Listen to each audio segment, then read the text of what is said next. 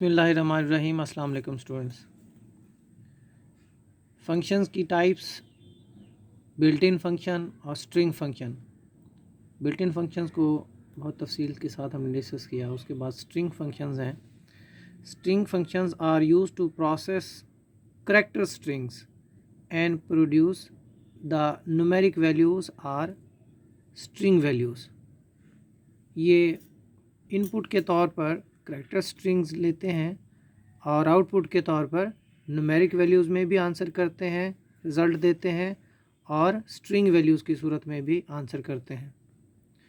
सबसे पहला जो इसका फंक्शन है वो है len function. Lane for length function. ये अगरचे आपके सिलेबस स्मार्ट सिलेबस में नहीं है, लेकिन इसको डिस्कस करते हैं। To return number of characters in string $, यानी जो स्ट्रिंग के अंदर जितने करेक्टर्स होते हैं उनकी तादाद को ये रिटर्न करता है। तो यहाँ तक इसकी ये डेफिनेशन है। यहाँ तक फॉर्मेट लेन इनटू $, बस इसमें सिर्फ ये फ़र्क है कि इसमें आप $साइन साथ लगाएंगे। एग्जांपल के साथ समझने की कोशिश करते हैं। लाइन नंबर 10, इसमें पाकिस्तान, ये हमारे पास एक स्ट्रिंग है, इसको हमने असाइन किया है ए वेरिएबल को, जो कि एक स्ट्रिंग वेरिएबल है, क्योंकि ए के साथ $साइन लगा हुआ है। ये स्ट्रिंग वेरिएबल की अलामत है। इसके साथ ये जो कॉलन लगा हुआ है ये आप ख़त्म कर देंगे, ये दुरुस्त नहीं है। लाइन नंबर 20, यहाँ पे लेन फंक्शन में हमने इस ए स्ट्रिंग वेरिएबल को हमने इनपुट किया है और आउटपुट के तौर पर हमें 8 जो है वो वैल्यू हासिल हुई है। यानी ये जो पाकिस्तान स्ट्रिंग है इसमें जो टोटल करैक्टर्स हैं वो उसने फ़ौरन काउंट करके दे दी हैं, वो 8 है। ये मुख्तलिफ़ प्रोग्रामिंग करते हुए जगहों पर हमें इसकी ज़रूरत पड़ सकती है। नंबर 2 पे है val function. Val for value, ये आपके सिलेबस में स्मार्ट सिलेबस में मौजूद है। To return the numeric value of string $, यानी स्ट्रिंग के अंदर जो न्यूमेरिक वैल्यूज़ होती हैं ये उनको रिटर्न करता है, और फॉर्मेट इसका वैल इंटू $। और एग्जांपल के जरिए इसको समझते हैं।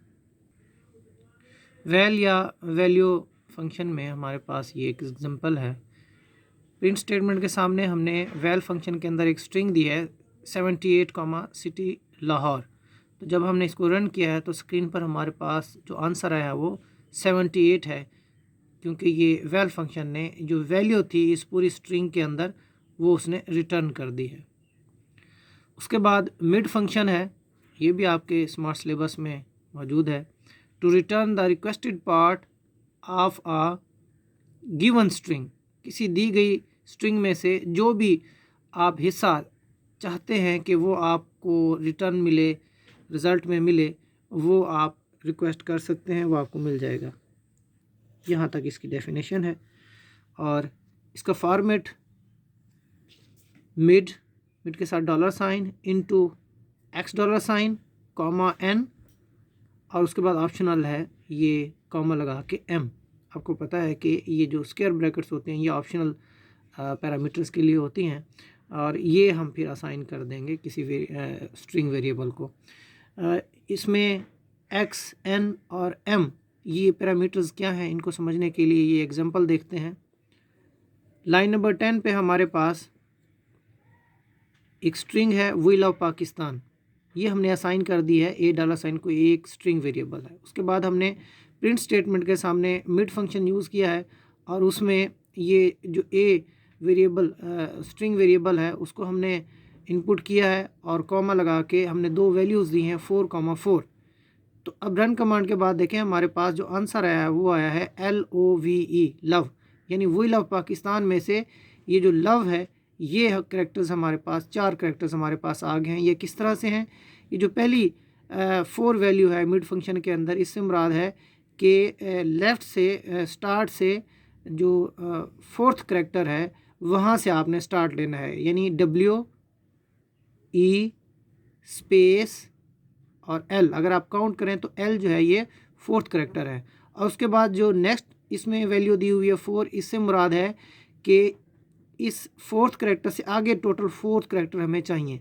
तो LOVE ये टोटल 4 कैरेक्टर बनते हैं, इसलिए आंसर के तौर पर रन कमांड के बाद हमारे पास LOVE आया है। और उसके बाद नेक्स्ट जो स्टेटमेंट है उसमें भी हमने दोबारा से मीट फंक्शन यूज़ किया है और दोबारा से हमने ये स्ट्रिंग दी है विल ऑफ पाकिस्तान वाली, वेरिएबल उसका इस्तेमाल किया है और उसके बाद 2 वैल्यूज़ दी हैं 9,8। अब इसमें देखें इसका जो रिज़ल्ट है वो है पाकिस्तान। ये किस तरह से आया है, इस पूरी स्ट्रिंग में से हमें ये वाली स्ट्रिंग मिली है पाकिस्तान वाली। तो इसमें देखें कि हमने रिक्वेस्ट की है कि 9th जो करैक्टर है उससे हमारी स्ट्रिंग शुरू हो। तो अगर हम यहाँ से काउंट करें तो हमारा जो 9th करैक्टर बनता है वो P बनता है और उसके बाद (8) यानी 9th करैक्टर से आगे टोटल हमें 8 करैक्टर्स चाहिए। तो इसके बाद ये पाकिस्तान के 8 करैक्टर्स बनते हैं, इसलिए आपको मीट फंक्शन यूज़ करते हुए पाकिस्तान स्ट्रिंग हासिल हो गई है। I hope this makes sense. अस्सलाम।